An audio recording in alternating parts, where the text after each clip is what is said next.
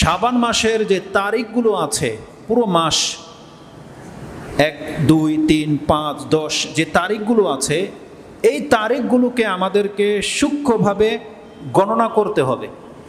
রমজান মাস আসার আগেই শাবান মাসের আজকে কত তারিখ, কালকে কত তারিখ, কবে চাঁদ উঠেছে, কবে 15 শাবান আসবে, আমাদেরকে এই তারিখগুলোকে খুব সূক্ষ্মভাবে হিফজ করা উচিত ছিল, গণনা করা দরকার ছিল।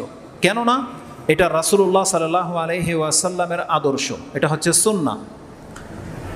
রাসূলুল্লাহ সাল্লাল্লাহু আলাইহি ওয়াসাল্লামের আদর্শটা বলার আগে আপনাকে একটা শার্প কথা বলে দেই।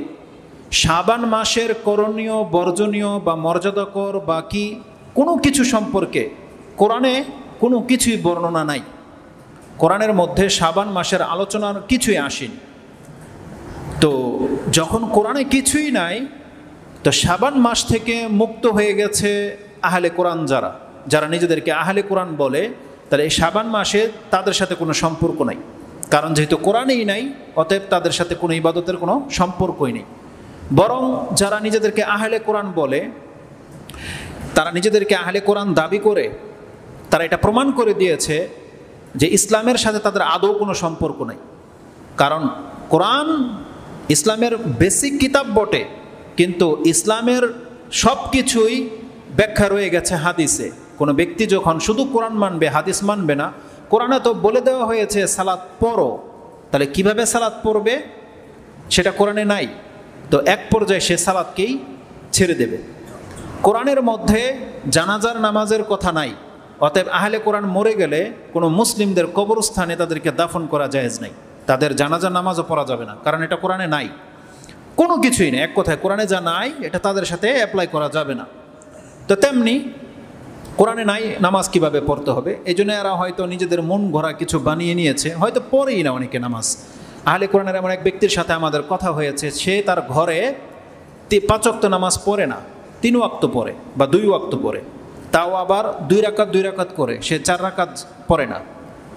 তো এমন এক ব্যক্তির সাথে আল্লাহ জানি না তার সাথে কি করবে, লোকটা মরে গেছে, নিঃসন্দেহে নাজাত পাবে না।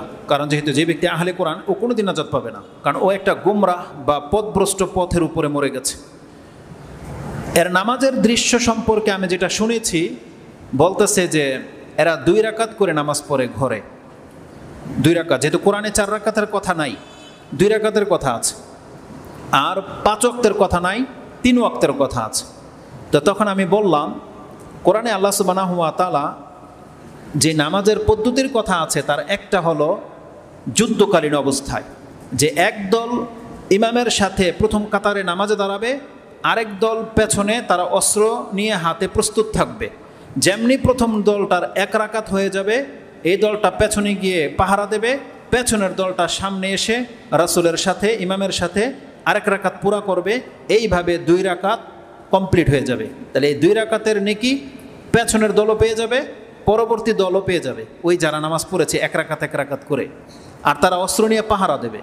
তখন আমি বললাম এটা হচ্ছে কোরআনে বর্ণিত নামাজ। তাহলে যারা আহলে কোরআন, যারা ঘরে নামাজ পড়ে এইভাবে 2 রাকাত, তাহলে তাদের উচিত হবে সে ইমামতি করবে, তার ছেলে পেছনে 1 রাকাত পড়বে, আর তার ওয়াইফ, তার মেয়েরা বডি নিয়ে দাঁড়িয়ে থাকবে, কারণ যেটা আল্লাহ অস্ত্র নিয়ে দাঁড়িয়ে থাকতে বলছে। যেমনি তার 1 রাকাত শেষ হয়ে যাবে, তার ছেলে পেছনে গিয়ে দা নিয়ে প্রস্তুত থাকবে, আর তার ওয়াইফ, তার মেয়ে এসে 2য় রাকাত পুরা করবে। যেহেতু কোরআনে থেকে তারা দলিল গ্রহণ করে, তাহলে পুরাটা তো এইভাবে করতে হবে। তো কোরআনে এইভাবে বর্ণনা আসছে, আহলে কোরআনরা যেন এইভাবে নামাজ পড়ে, তা তাদের হিতাহিত জ্ঞান নাই। তো এই আহলে কোরআনদের জন্য আজকের কথা হচ্ছে শাবান মাসের সম্পর্কে তাদের কোনো সম্পর্ক নাই, কারণ শাবান মাসে কোরআনে কিছুই বলা হয়নি যে শাবান মাসে এটা করো, কিছুই বলা হয়নি। কিন্তু আমাদের জন্য অনেক কিছু আছে। কারণ আমাদের জন্য কি আছে, আল্লাহ সুবহানাহু ওয়া তাআলা শাবান মাস, রজব মাস, এই নামগুলো তো হয়তো উল্লেখ করেননি, এমনকি রমজান মাসও আল্লাহ উল্লেখ করেননি। শুধু একটা পরিচিতির জন্যে আল্লাহ রমজান শব্দটাকে উল্লেখ করেছে, রমজান মাসকে। কিন্তু রমজান মাসের কি করতে হবে না করতে হবে এই সম্পর্কেও কোরআনে কিছুই নেই। কিন্তু আমাদের জন্য অনেক কিছু আছে। কি আছে আমাদের জন্যে? আমাদের জন্য আল্লাহ সুবহানাহু ওয়া তাআলা একটা মূলনীতি দিয়ে দিয়েছে। সেই মূলনীতিটা কি? একটু আগে একটা আয়াত পাঠ করেছি, যে আয়াতটি সূরা আল হাশর 59 নম্বর সূরা তার 7 নম্বর আয়াতে গনিমতের মালের ফ্যায় মানে এমনিতে মাল পেয়ে যাওয়া সম্পত্তি কিভাবে বন্টন হবে সেই আয়াতের সাথে আল্লাহ একটা মূলনীতি আমাদেরকে বলে দিয়েছে। সেটা কি? আল্লাহ সুবহানাহু ওয়া তাআলা বলছেন, ওমা আতাকুমুর রাসূলু ফাখুযুহু ওমা নাহাকুম আনহু ফান্তাহু। রাসূল তোমাদেরকে যা কিছুর ফয়সালা করে দেবে বা নিজে যা কিছু দেবে তোমরা শুধু অতটাই গ্রহণ করবে। ওমা নাহাকুম আনহু ফান্তাহু। আর রাসূল সাল্লাল্লাহু আলাইহি ওয়াসাল্লাম যেই সব বিষয় থেকে তোমাদেরকে বারণ করবে, নিষেধ করবে, তোমরা এগুলো থেকে বেঁচে থাকবে। এটা হচ্ছে মূলনীতি। তাহলে কোরআনের আল্লাহ সুবহানাহু ওয়া তাআলা যেহেতু এই আয়াতে আমাদেরকে বলেছে রাসূল যা দেয় তা গ্রহণ করো, যা থেকে নিষেধ করে তা থেকে বেঁচে থাকো। তো কোরআনে শাবান মাস সম্পর্কে বহু কিছু আছে, যেমনটা এই আয়াত দ্বারা সাব্যস্ত হয়। এমনকি কোরআনের বহু আয়াত আছে যে রাসূলের ইতাআত করো, রাসূল যেইভাবে চলেছে তোমরা সেটা করো, রাসূলের বিরুদ্ধাচরণ করো না। তো বহু কিছু আছে। যেমন একটা আয়াত, এটা আপনারাও মুখস্থ রাখেন, যেটা সূরা আহজাব 33 নম্বর সূরার 21 নম্বর আয়াতে আল্লাহ সুবহানাহু ওয়া তাআলা বলে দিয়েছেন, লাকাদ কানা লাকুম ফি রাসূলিল্লাহি উসওয়াতুন হাসানাহ লিমান কানা ইয়ারজুল্লাহা ওয়াল ইয়াউমাল আখিরা ওয়া যাকারাল্লাহা কাসীরা।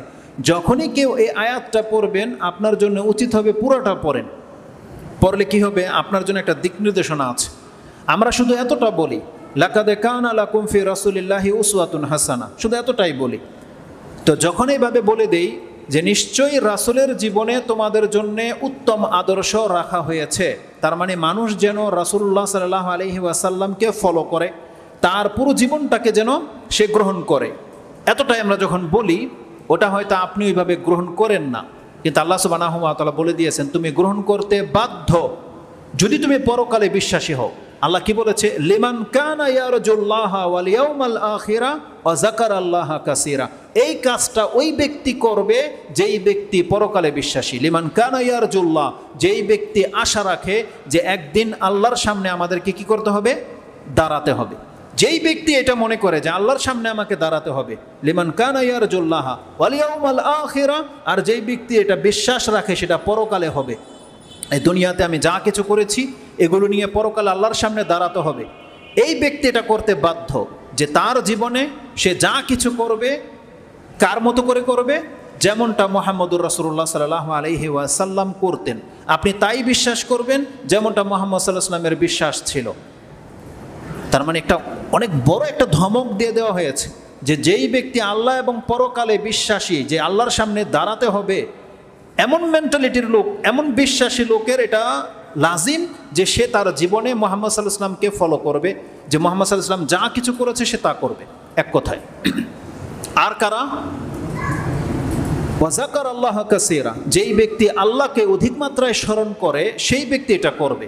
কিন্তু দেখেন আজকে যারা আমরা রাসূলুল্লাহ সাল্লাল্লাহু আলাইহি ওয়াসাল্লামের আদর্শকে ছেড়ে দিয়েছি, তার মানে আপনি বলতে পারবেন না যে আপনি পরকালে আল্লাহর সামনে দাঁড়াবেন এটা বিশ্বাস করেন। যদি আপনার এটা বিশ্বাস হতো তাহলে আপনার কর্ম, আপনার আখলাক, আপনার বিশ্বাস কেন মুহাম্মদ সাল্লাল্লাহু আলাইহি ওয়াসাল্লামের মতো নয় এটা নিয়ে আপনি চিন্তা ভাবনা করতেন। কিন্তু যারা চিন্তা ভাবনা করছেন না, তার মানে পরকালে এর জন্য জবাবদিহিতা রয়েছে, আপনি এটা মনে হয় এখনও টের পাননি বা বুঝেননি। এই জন্য সতর্ক হওয়ার চেষ্টা করেন। তো এই আয়াতগুলো দিয়ে আল্লাহ সুবহানাহু ওয়া তাআলা আমাদেরকে বলে দিয়েছে যে রাসূল আমি এই জন্য প্রেরণ করেছি যাতে করে দেখো তোমাদেরকে রাসূলকে ফলো করতেই হবে। আরেকটা আয়াতে তো আল্লাহ আরও কঠিনভাবে বলেছে। কি বলেছে? যেটা আপনি সূরা নিসা 4 নম্বর সূরার 64 নম্বর আয়াতে পেয়ে যাবেন। তাতে আল্লাহ সুবহানাহু ওয়া তাআলা বলেছেন, ওমা আরসালনা মির রাসূলিন ইল্লা লিতাআ বিইজনিল্লাহ, আমি পৃথিবীতে রাসূল পাঠাইতাম না। আল্লাহ বলছে যেমন তোমাদেরকে আমি সৃষ্টি করতাম না, সৃষ্টি করেছি একমাত্র ইবাদতের জন্যে, তেমনি আল্লাহ বলছেন আমি এই জমিনে রাসূল পাঠাইতাম না, তবে আমি পাঠিয়েছি কেবলমাত্র আমার ইচ্ছায় প্রত্যেক ব্যক্তি যেন এই রাসূলকে অনুসরণ করে, এটা বাধ্য। আমি একজন রাসূল পাঠিয়ে দিয়েছি এবং বলে দিয়েছি সমস্ত পৃথিবীবাসীর কাছে দেখো এই রাসূলকে অনুসরণ করতেই হবে। ওমা আরসালনা মির রাসূলিন ইল্লা লিতাআ বিইজনিল্লাহ, বলছেন একমাত্র আল্লাহর ইচ্ছায় রাসূলকে অনুসরণ করতেই হবে, আপনি বাধ্য। এই জন্য আমি রাসূল পাঠিয়েছি। আলা কুল্লি হাল, তার রাসূল সাল্লামের জীবনটা আমাদের জন্য হচ্ছে আদর্শ। যা রাসূল করেছে আমাদেরকে তা করতে হবে। এইসব কথা বললে ওই এক ধরনের খোরাফত বেদাতি আছে, তরিকাপন্থীরা আছে, তখন আপনাকে দলিল ঠেসে দেবে রাসূল 11টা বিয়ে করেছে, তো তুমিও করো। এটা তাদের অনেক বড় একটা দলিল। কিন্তু নির্বোধ এটা বোঝে না যে কোরআনে এটা শুধু রাসূলের জন্য খাস করে দিয়েছেন আল্লাহ, যে রাসূলের জন্য এটা খাস, মিন দুনিল মুমিনিন, এটা কোনো মুমিনদের জন্য নয়। এটা সূরা আহজাবে আছে এই আয়াত, যে হে নবী এটা আপনার জন্য শুধু খাস, এটা কোনো মুমিনদের জন্য কি করা হয় নাই, খাস করা হয় নাই। মুমিনদের জন্য মাত্র 4টা সীমাবদ্ধ বেঁধে দিয়েছে। তার মানে আমরা রাসূলের জন্য 4টাই ওয়াইফ বিয়ে করা জায়েজ, আমাদের জন্য 4টা। তো রাসূল করেছে, আপনিও করেন। কিন্তু বাকি যেগুলো, ওগুলো ছিল রাসূল হিসেবে ছাড়, এটা আল্লাহর পক্ষ থেকে বিশেষ তাকে ছাড় দেওয়া হয়েছে, এটা মুমিনদের জন্য নয়। যেমন রাসূল যদি বিয়ে করতে চান, তার মোহরানা লাগে না। রাসূল যদি বলে হ্যাঁ তুমি আমার স্ত্রী, হয়ে গেল বিয়ে। কোনো মহিলা এসে যদি বলে ইয়া রাসূলুল্লাহ আমি আপনাকে হেবা করে দিলাম, আপনি গ্রহণ করেন, গার্জিয়ান লাগবে না। কোনো মহিলা নিজে এসে যদি বলে রাসূল ইসলামের কাছে যে আপনি আমাকে বিয়ে করে নেন, রেখে নেন, রাসূল যদি বলে যায় থেকে যাও, হয়ে গেল বিয়ে। এটা শুধু রাসূলের জন্য খাস, এটা কোনো মুমিনের জন্য নয়। কোনো মহিলা তার বয়ফ্রেন্ডকে নিয়ে ভেগে যাবে, এটা হারাম। কিন্তু কোনো মহিলা যদি রাসূলের কাছে চলে আসে, রাসূলের জন্য এটাকে আল্লাহ আমভাবে হালাল করে দিয়েছে। রাসূলের জন্য সাক্ষী লাগে না, রাসূল ইসলামের জন্য মোহরানা লাগে না, রাসূল ইসলামের জন্য কোনো গার্জিয়ান লাগে না। এটা আল্লাহ তাকে খাস করে দিয়েছে। আর এই প্রত্যেকটা কথা কোরআন হাদিস দিয়ে সাব্যস্ত করা সম্ভব, প্রত্যেকটা কথা। যেমন কোরআনের আয়াতে আল্লাহ বলে দিয়েছে যে এটা শুধু আপনার জন্য, মুমিনদের জন্য নয়। আর এরকম একাধিক ঘটনা আছে। কিন্তু এই বদ যারা, তারা আর দলিল খুঁজে পায় না, এখানে ঠেলে দেয় যে রাসূল 11টা বিয়ে করেছে, তো তুমি 11টা করো। এরা বলে যে সুন্নত আর হাদিস এক নয়। আসলে এদের মাথার মধ্যে অনেক বড় ধরনের একটা সমস্যা আছে, অনেক বড় ধরনের সমস্যা। এটা অপারেশন করলেও ভালো হবে না, বুঝতে পারছেন? এটা আল্লাহর পক্ষ থেকে হেদায়েত না আসলে ওর মাথা কোনোদিন ভালো হবে না। এটা লক হয়ে গেছে তো হয়ে গেছে। তো এদের খপ্পরে পড়বেন না। রাসূল ইসলাম যা কিছু করেছে আমাদের জন্য এটাই হচ্ছে আদর্শ। কিন্তু যেই জায়গায় আমরা বাধাপ্রাপ্ত, সেখানে আমাদের কোনো অংশ নাই। যেমন রাসূল ইসলাম টানা 1, 2, 3 দিন সিয়াম রাখতেন, ইফতারি করতেন না। এটাকে মানে বিশাল বলা হয়, মানে এক টানা সিয়াম। এটা কেবল মুহাম্মদ সাল্লাল্লাহু আলাইহি ওয়াসাল্লাম করতেন, এটা তার উম্মতের জন্য জায়েজ নাই, নিষেধ করে দেওয়া হয়েছে।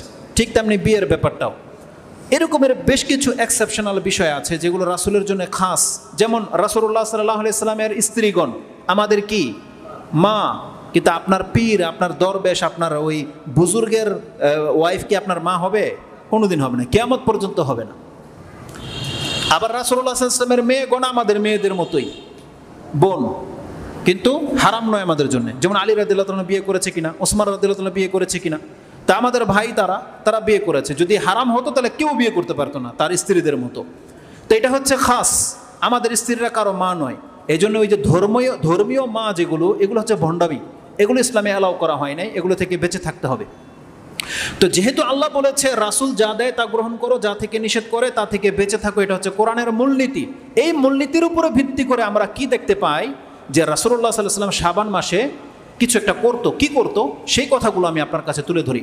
শাবান মাসের প্রথম বৈশিষ্ট্য যেটা, সেটা হচ্ছে রাসূলুল্লাহ সাল্লাল্লাহু আলাইহি ওয়াসাল্লাম এই শাবান মাসের দিনগুলোকে গণনা করতেন, হেফজ করতেন, সংরক্ষণ করতেন। এবং আমাদেরকেও বলেছে তোমরাও শাবান মাসের তারিখগুলোকে ভালো করে গণনা করে রাখো। এই হাদিসটি আপনি ইমাম তিরমিজি রাহিমাহুল্লাহর কিতাবে তার সিয়ামের অধ্যায় রয়েছে। ইমাম তিরমিজি রাহিমাহুল্লাহ হাদিসটাকে তিনি তার সিয়ামের অধ্যায়ে এনেছেন। হাদিস নাম্বার হচ্ছে 687। আবু হুরায়রা তার বর্ণনা করে তিনি বলছেন, কালা রাসূলুল্লাহ সাল্লাল্লাহু আলাইহি ওয়াসাল্লাম আহসু হিলাল শাবান আলি রমাদান, তোমরা শাবান মাসের তারিখগুলোকে গণনা করে রাখো লি রমাদান। এটা একটা হাদিস শাবান মাস সম্পর্কে। আপনি অন্য কোনো মাস সম্পর্কে এমন আদেশ আপনি দেখতে পাবেন না যে রাসূল সাল্লাল্লাহু আলাইহি ওয়াসাল্লাম বলেছে তুমি রজব মাসের দিনগুলোকে গণনা করো, মুহররমের দিনগুলোকে গণনা করো, এমন কোনো বৈশিষ্ট্যপূর্ণ কথা নাই। কিন্তু শাবান মাস সম্পর্কে আছে। যেমনটা বললাম, ইমাম তিরমিজি এই ভাষাতে হাদিসটাকে কোট করেছেন 687। আবার বললাম 6 নম্বর অধ্যায় 4 নম্বর পর্ব 687 নম্বর হাদিস। আবু হুরায়রা তার বর্ণনাকারী, রাসূল সাল্লাল্লাহু আলাইহি ওয়াসাল্লাম বলছেন আহসু হিলালা শাবান আলি রমাদান, তোমরা শাবান মাসের তারিখগুলোকে গণনা করো লি রমাদান, রমজানের জন্য। এটা হচ্ছে হাদিস। এই হাদিসে হিকমত কি, কেন আপনি শাবান মাসের তারিখগুলোকে গণনা করতে রাসূল সাল্লাল্লাহু আলাইহি ওয়াসাল্লাম বলেছে সেটাও বলে দেওয়া হয়েছে। কেন? লি রমাদান, রমজান মাসের জন্য। তার মানে এই হাদিসটাতে যদিও শাবান মাসের কথা আছে, কিন্তু গুরুত্ব বেশি এখানে রমজান মাসের দেখানো হয়েছে। কেন? যে রমজান মাস এমন একটা মাস, সেটাকে যথাসময়ে হাসিল করতে হবে তোমাকে, যেহেতু ওই মাসের সিয়াম আমাদের উপরে কি ফরজ। আর রমজান মাস আসলেই আমাদের বিগত 1 বছরের গুনাহকে মাফ করে দেওয়া হয়, যেটা আমরা প্রায় সময় সে হাদিস আপনাকে বলি, আবু হুরায়রা বর্ণিত হাদিস, যেটা ইমাম মুসলিম তার কিতাবুত তাহারাতে এনেছেন 2 নম্বর অধ্যায়, হাদিস হচ্ছে 440 নম্বর। ওই হাদিস আজকে রিপিট করব না, দেখে নিন, 440 নম্বর হাদিস মুসলিমে রয়েছে যে বাইনা রমাদান ও ইলা রমাদান, রমজান টু রমজান মুকাফফিরাতুম মা বাইনাহুন্না, এর মাঝে যত পাপ হবে মাফ করে দেওয়া হবে। তাই জন্য রমজানের চাঁদটা আমাদের জন্য খুব ইম্পর্টেন্ট, যেই দিন উঠে যাবে। কবে উঠবে এটা নির্ণয় কিভাবে হবে? 2 ভাবে হবে। এক, চাঁদ দেখে নির্ণয় হবে, কারণ প্রত্যেক মাসের নিজস্ব একটা চাঁদ আছে, যেমন শাবান মাসেরও চাঁদ উঠেছিল, রমজান মাসেরও চাঁদ উঠবে। তাহলে প্রথম প্রসেস পদ্ধতি হচ্ছে চাঁদ দেখে নেয়া। চাঁদ দেখে নিলেই রমজান শুরু। কিন্তু কখনো কখনো আমরা চাঁদ দেখতে পাই না, আর আমাদের বাংলাদেশে সবচেয়ে বেশি হয়, তাই না? যেহেতু ওয়েদার আমাদের এমন, আবহাওয়াটা, ওই দিন দেখা যাবে মেঘের একটা টুকরা ওই জায়গায় দখল করে বসে থাকে। আর আমাদের চাঁদ দেখার কমিটি তো এক চোখ অন্ধ, তারা তো আবার একটা লাগামহীন চলে, তাদেরকে আল্লাহ এমনি কিছুটা চোখের পাওয়ার কমিয়ে দিয়েছে, উপরন্তু আবার মেঘ ঢেকে নেয়। তার মানে আমরা প্রায় বছরই এটা নিয়ে একটা ব্যাঘাতে পোহাইতে হয়। আলহামদুলিল্লাহ আরব দেশের চাঁদ দেখার কমিটিও, ক্যামেরার লেন্সও ক্লিয়ার, ওদের মাইন্ডও ক্লিয়ার, ওদের অন্তরও ক্লিয়ার, এই জন্য ওরা খুব দ্রুত দেখতে পায়। আল্লাহ যেন আমাদের অন্তরকে এরকম পরিষ্কার করে দেয়। তো কথা হচ্ছে যে এই চাঁদ দেখতে নিয়ে একটা ব্যাঘাত ঘটে, তখন রাসূল সাল্লাল্লাহু আলাইহি ওয়াসাল্লাম আমাদের জন্য সহজ করে দিয়ে গেছেন। ঠিক আছে, চাঁদ দেখতে যদি তোমাদের কষ্ট হয়, তাহলে আরেকটা প্রসেসের মাধ্যমে তোমরা রমজানকে হাসিল করে নিতে পারবে। সেটা কিভাবে? শাবান মাসটাকে 30 দিন পুরো করে দাও। তার মানে 29শে শাবান পার হয়ে যাওয়ার পরে, যেমন আজকে যদি 29শে শাবান হতো, তাহলে আজকের সন্ধ্যা যেটা আসতে যাচ্ছে, আমরা চাঁদ দেখার জন্য প্রস্তুত হয়ে যেতাম, কারণ আগামীকাল রমজান হওয়ার সম্ভাবনা সব থেকে বেশি। এখন আমরা যদি সন্ধ্যাবেলা চাঁদ দেখতে না পাই, কি করব? তাহলে আমরা আগামীকাল 30শে শাবান করে দেব। তার মানে শাবান মাস 30 করে দিলে তার পরের দিন কি হয়ে যাবে? রমজান হয়ে যাবে। কারণ আমরা প্রত্যেকে জানি আরবি মাস 30 দিনের বেশি হয় না, সর্বোচ্চ সীমা হচ্ছে 30 দিন। তার আজকে যদি শাবানের 29 দিন হয়ে থাকে, আগামীকাল হয় রমজানের প্রথম দিন অথবা শাবানের 30 দিন। তা রাসূল সাল্লাল্লাহু আলাইহি ওয়াসাল্লাম বলছে, আমরা যদি এখন শাবান মাসের দিনগুলোকে গণনা করে রাখি যথার্থ সময়ে, তা রমজান হাসিল করাটা আমাদের জন্য বড় কোনো ব্যাপার হবে না। আর এই কথাটাই রাসূলুল্লাহ সাল্লাল্লাহু আলাইহি ওয়াসাল্লাম তার হাদিসে উল্লেখ করে দিয়েছেন। আর আমার স্বভাব হচ্ছে, যখন হাদিস স্পষ্ট, আমাদের ব্যাখ্যা করার কোনো মানই হয় না। অনেকে বলে যে আপনি এত দলিল কেন পেশ করেন? আরে দলিল তো কোরআন হাদিসে আছে, ওটা পেশ করতে আমার সমস্যাটা কোথায়? আপনি পান না বিদায় আপনার কাছে কিচ্ছা কাহিনী বলতে হয়। আমাদের কাছে তো অ্যাভেলেবেল কোরআনের আয়াত আছে, হাদিস আছে, পৃষ্ঠা করলে হাদিস পাওয়া যায়। তো সেখানে আমার যুক্তি পেশ করার কোনো মানি আছে? এই জন্য আমার কথায় কথায় দলিলগুলো আমি কোট করে দিই। ওই কথাটা আমি দলিলবিহীনও বলতে পারতাম, কিন্তু আমি খুঁজে হাদিস পেশ করে দিয়েছি। এই কথাটাও আমি এই যে বলে দিলাম, আপনারা বুঝে গেছেন, কিন্তু দলিল দিলে আপনার অন্তরটা আর বেশি শক্ত হবে না? দেখেন দলিল কোথায় আছে? হাদিস বুখারীতে আছে। সুবহানাল্লাহ। ইমাম বুখারী রাহিমাহুল্লাহ তার 1909 নম্বর হাদিসে এনেছে। এই কথাগুলো হাদিসের কিতাবে থাকে। এটা আমাদের দায়িত্ব যে খুলে খুলে শুধু আপনাদেরকে দেখিয়ে দেয়া। এই কাজটা সবাই করে না, যদিও আমাদের একটু মেহনত করতে হয়। তবে আল্লাহর কাছে আমরা এর জাযা কামনা করি, আল্লাহ যেন আমাদেরকে উত্তম প্রতিদান দান করে। তো যেখানে রাসূলুল্লাহ সাল্লাল্লাহু আলাইহি ওয়াসাল্লামের কথা রয়েছে, আমি কেন নিজের কথাটাকে পেশ করে দেব? রাসূল বলেছে, তোমরা চাঁদ দেখে সিয়াম রাখো, চাঁদ দেখে সিয়াম ভাঙবে। আর যদি চাঁদ দেখতে তোমাদের ব্যাঘাত ঘটে, তাহলে শাবানকে 30 পুরো করে দাও। এই জুমলাটা রাসূল সাল্লাল্লাহু আলাইহি ওয়াসাল্লামের ছিল। আবু হুরায়রা তার বর্ণনাকারী, তিনি বলছেন, কালা আবুল কাসেম। জানেন তো আবুল কাসেমকে? আবুল কাসেম হচ্ছে রাসূল সাল্লাল্লাহু আলাইহি ওয়াসাল্লামের একটা কুনিয়াত। তার বড় ছেলের নাম কাসেম ছিল, যেটা মক্কার মদিনায় হিজরতের আগেই ইন্তেকাল করেছে। তিনি ছিলেন খাদিজা রাদিয়াল্লাহু তাআলা আনহার ঘরের সন্তান, বড় ছেলে কাসেম। তো এই জন্য রাসূল সাল্লাল্লাহু আলাইহি ওয়াসাল্লামকে আবুল কাসেম বলা হতো। আবু হুরায়রা তার বর্ণনাকারী, তিনি বলছেন, কালা আবুল কাসেম সাল্লাল্লাহু আলাইহি ওয়াসাল্লাম, সুমু লিরুয়াতিহি ওয়াফতিরু লিরুয়াতিহি। তোমরা সিয়াম রাখো চাঁদ দেখে, ইফতার করো চাঁদ দেখে। সুমু লিরুয়াতিহি ওয়াফতিরু লিরুয়াতিহি ফাইন গুব্বিয়া আলাইকুম।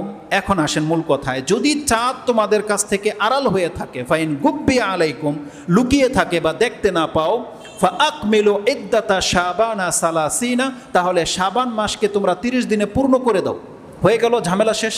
তার মানে 30 দিন শাবান পূর্ণ করে দিলেই তার পরের দিনে কি? রমজান। তাহলে রমজান হাসিল করার জন্য শাবান মাসের দিনগুলো গণনা করা অত্যন্ত ইম্পর্ট্যান্ট ব্যাপার ছিল। এটা ছিল একটা কারণ। দ্বিতীয় আরেকটি কারণ আমি আপনাকে বলি, কেন আমাদেরকে বলা হয়েছে শাবান মাসের দিনগুলোকে গণনা করা, কেন? এটার আরেকটা কারণ হলো 30শে শাবান মানে 29শে শাবান পার হয়ে যাওয়ার পরের যে দিনটি 30শে শাবান না হয় পহেলা রমজান, তাই তো? আজকে কি বার? শুক্রবার। আজকে যদি 29শে শাবান হতো তাহলে শনিবার, কালকের দিনটা কি হতো? হয় 30শে শাবান আর না হয় পহেলা রমজান, তাই না? তাহলে স্পষ্ট তো না, অস্পষ্ট, দুইটার একটা হবে। অস্পষ্ট কিনা এটাকে বলা হয় শুভাত, সংশয়, শক, সন্দেহের দিন। কি জানো এটা কালকে 30শে রমজানও শাবানও হতে পারে, পহেলা রমজানও হতে পারে। আরবি ভাষায় এই দিনটাকে ইয়ৌমুশ শাক বলা হয়েছে।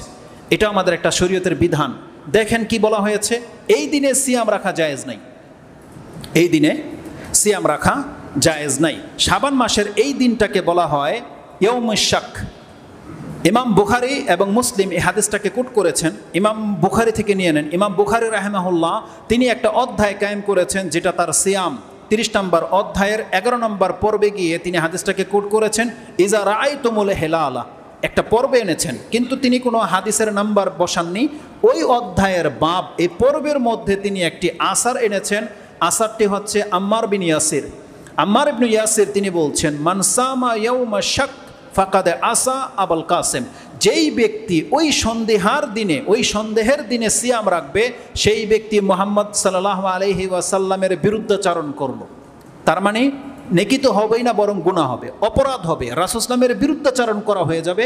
যদি ইয়ৌমুশ শাক মানে যেই দিনটি হয় 30শে শাবান না হয় পহেলা রমজান, সংশয়, আপনি জানেন না, কিন্তু ধরেন আজকে 29শে তারিখ, আজকে ধরেন চাঁদ দেখতে পাননি আপনি, এখন আপনি সন্দেহ, আল্লাহ জানে চাঁদ উঠেছে কি উঠে নাই, সৌদি আরবে শুরু হয়ে গেল রমজান, আমরা চাঁদ দেখতে পাই নাই, তাহলে আমি কালকে সিয়ামটা রেখেই নেই। বাই চান্স যদি চাঁদ দেখতে পাওয়া যায় তাহলে আমার সিয়ামটা হয়ে গেল। এটা হচ্ছে সন্দিহার দিন, আপনার পণ্ডিতই চলবে না। অনেক ধার্মিক ব্যক্তিরা আছে এরকম মাতাব্বরি করে নিজেদের ইমানের জজবা দেখিয়ে, কিন্তু সে জানে না যে হাদিসে এই দিনে সিয়াম রাখাটাকে নিষেধ করা হয়েছে। কারণ আমাদেরকে একিনের উপরে ইবাদত করতে বলা হয়েছে। আপনি চাঁদ দেখেন নাই, স্পষ্ট, বাস আপনার উপরে এখনো শরীয়ত বর্তায় নাই, কিন্তু আপনি অ্যাডভান্স যে ফজর হইল কি হইল না, আমি নামাজটা পড়ে নিই, এটা চলবে না। অনেক সময় মেঘাচ্ছন্ন যখন হয়ে যায় পুরো পৃথিবী, তখন আসরের সময় আমরা অনেক সময় বুঝতে পারি না, মনে হচ্ছে যে সন্ধ্যা হয়ে যাচ্ছে, অথচ তখন বাজে 3টা হয়তো। তো কেউ যদি এমন সিচুয়েশনে থাকে তার কাছে ঘড়ি নাই আর মনে হচ্ছে যে সন্ধ্যা হয়ে গেল, সে যদি আসর পড়ে নেয় তার নামাজ হবে না, কারণ সন্দিহানের ভিত্তিতে ইবাদত চলে না। তেমনি আপনি যখন একিন হবেন না যে আজকে রমজান কিনা রমজান না, আপনি সন্দেহের ভিত্তিতে সিয়াম রাখতে পারবেন না। এই দিনটাকে বলা হয় ইয়ৌমে শাক। তাহলে ওনার নাম কি? আম্মার বিন ইয়াসার। তিনি বলছেন, মান সামা ইয়াউমুশ শাক ফাকাদ আসা আবুল কাসেম, তাহলে সেজন্য মুহাম্মদ সাল্লাল্লাহু আলাইহি ওয়াসাল্লামের বিরুদ্ধাচরণ করলো। ইমাম বুখারী এটাকে হাদিসের নাম্বারে নিয়ে আসে নাই, কিন্তু এই হাদিসটা ইমাম তিরমিজি এবং নাসাই এবং ইবনে মাজাহ তারা তাদের নাম্বারের মধ্যে উল্লেখ করেছে, হাদিস হিসেবে উল্লেখ করেছে। কিভাবে? তারা বলতেছেন, একজন ব্যক্তি সিলাতা ইবনু জোফার, সিলাতা ইবনু জোফার হচ্ছে হাদিসের বর্ণনাকারী। তিনি বলছেন, আমরা আম্মার বিন ইয়াসারের কাছে একদিন ছিলাম, সেই দিনটি ছিল এই ইয়ৌমুশ শাক, তার মানে 30শে শাবান, রমজান ছিল না সেই দিন, 30শে শাবান ছিল। তারা বলতেছেন, তখন আমাদের কাছে কিন্তু খাদ্য আনা হলো, তখন আম্মার বিন ইয়াসার বলছেন তোমরা খাও। তখন তিনি বলতেছেন, ফাতানাহা বা'দুল কওম, কয়েকজন বলল যে আমরা খাবো না।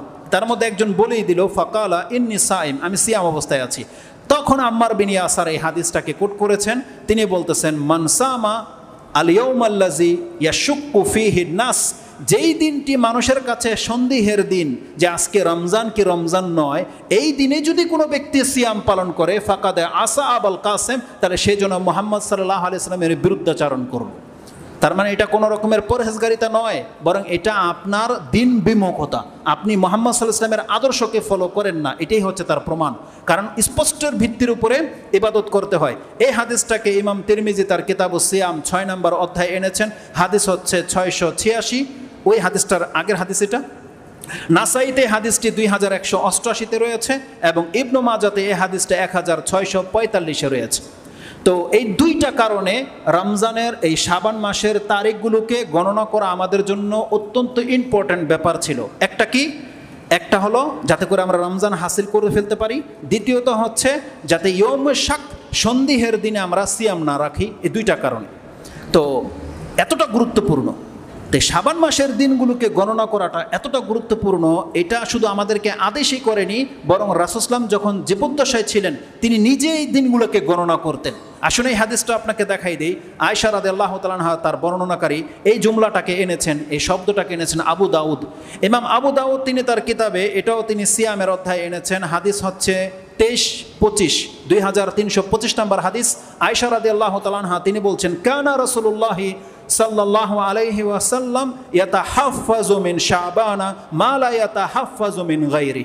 রাসূলুল্লাহ সাল্লাল্লাহু আলাইহি ওয়াসাল্লাম শাবান মাসের দিনগুলোকে যেইভাবে হেফাজত করতেন তিনি বছরের অন্য কোনো দিনগুলোকে এইভাবে হেফাজত করতেন না। এটা হচ্ছে রাসূল সাল্লাল্লাহু আলাইহি ওয়াসাল্লামের আদর্শ। এখন এতগুলো কথা বলার পেছনে আমার কি যুক্তিকতা আছে?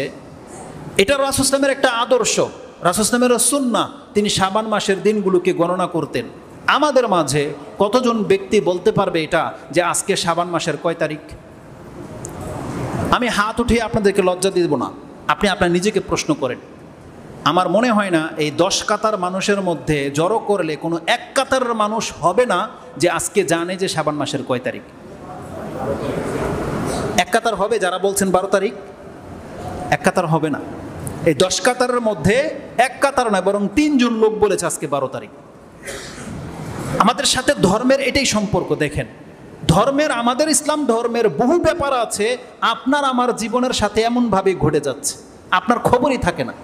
কোন দিন, কোন মাস, কোন দিন যাচ্ছে আপনি এটি খবর রাখেন না। বরং অনেক সময় দেখা যাবে যে জুমার দিনে ওই 12টার আগে যে আজানটা দেওয়া হয় তখন আপনার হুঁশ হয়, ও আজকে তো জুমার দিন। অধিকাংশ মুসলিম এটাও হয়তো জানে না যে আজকে জুমার দিন। দোকান পোশাক যদি অলওয়েজ চালু থাকতো তাহলে সে কোনোদিন টেরই পেত না যে আজকে জুমার দিন। ওই 12টা বাজে যখন আজান হয় সে জানে যে জুমার দিনে কেবল 12টা বাজে আজান হয়, তার মানে আজকে জুমার দিন। সে জানে না সোমবার কবে আসে, সে জানে না বৃহস্পতিবার দিন কবে আসে, কিন্তু এই দিনগুলো আমাদের জন্য এতটা ইম্পর্ট্যান্ট। সুবহানাল্লাহ। এই যে যেমন আমরা এই দায়িত্ব মনে হচ্ছে দিয়ে দিয়েছি চাঁদ দেখা কমিটিকে আর মসজিদের ইমাম সাহেবকে, যে কোন মাসের কত তারিখ এটা কে খবর রাখবে? চাঁদ দেখা কমিটি আর আমাদের মসজিদের, মহল্লার মসজিদের ইমাম। এটা আমাদের কোনো দায়িত্ব নাই।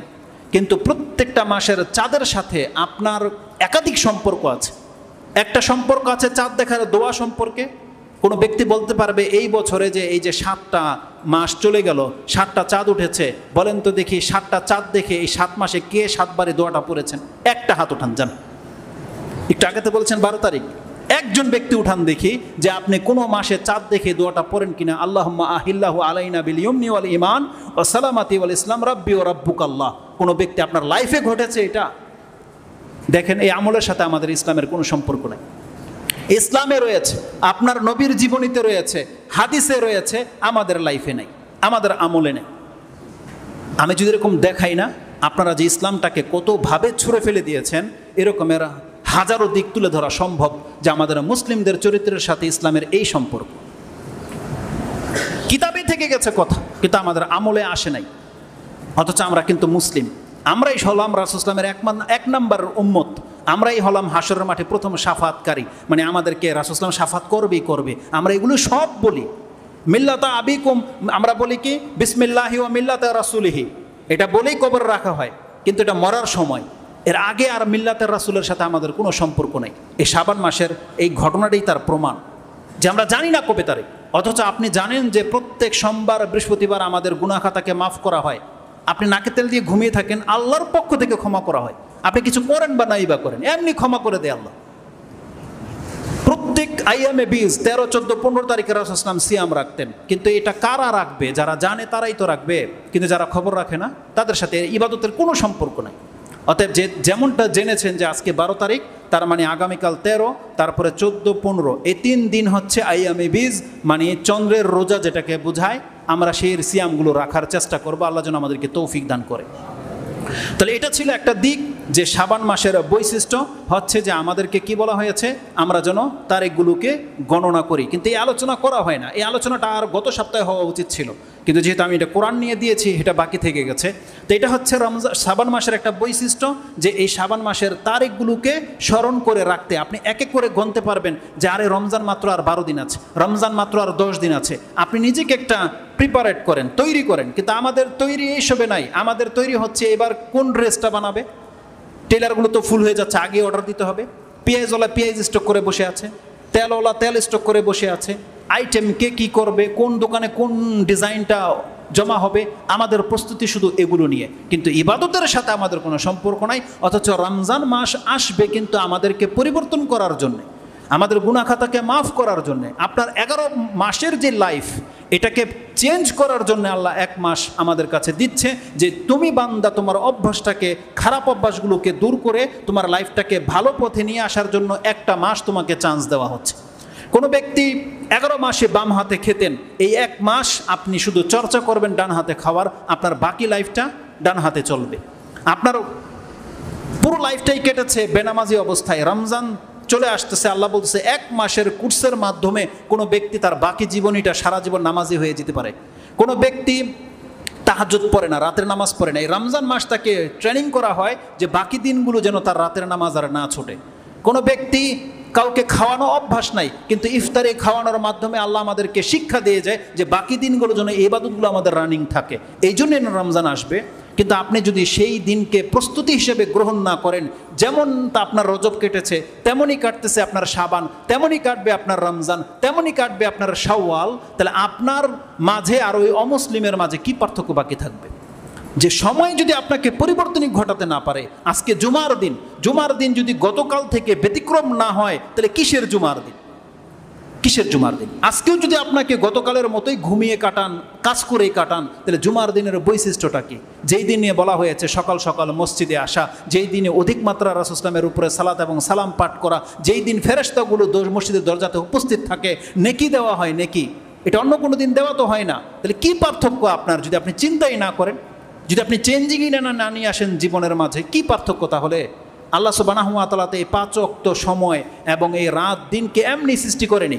আল্লাহ বলছেন এগুলো শিক্ষণীয় ব্যাপার, প্রত্যেকটা ওয়াক্ত এক একটা ওয়াক্তর থেকে মূল্যবান, এমনি আল্লাহ করেনি। আল্লাহ চাইলে পুরো দিনটাকে আলোকিত করে রেখে দিতে পারতেন, আবার পুরো রাতটাকে অন্ধকার করে রেখে দিতে পারতেন, কিন্তু আল্লাহ দিনের কিছু কিছু সময়কে এতটা মূল্যায়ন করে দিয়েছে, আল্লাহ সেই সময়গুলোকে কসম করে করে বলেছে।